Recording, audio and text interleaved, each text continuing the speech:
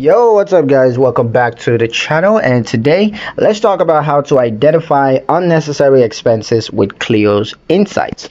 Now, Cleo's AI reviews your spendings to help you spot wasteful or avoidable purchases. This is a great way to trim your budget without sacrificing essentials. Now, here's how to identify wasteful spending. So first you got to do is to open the Cleo app and tap the insights or spending tab. Once you're there, you want to scroll through your monthly or weekly summaries and just look for flags or suggestions like probably you spent $90 on fast food this week, and that's 3 times your average. Or you can see flags like you haven't used this subscription in 2 months. Flags like that are going to show you exactly the things you need to probably work on. So from there, you can just tap unnecessary spendings if available, and Cleo lists items that you might want to cancel or reduce. Now, chatbot suggestions, you could just type, what am I wasting money on?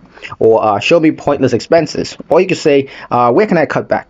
Now, Cleo will generate suggestions based on, of course, repeated one-off purchases or subscriptions you don't use, as well as spending spikes in non-essential categories.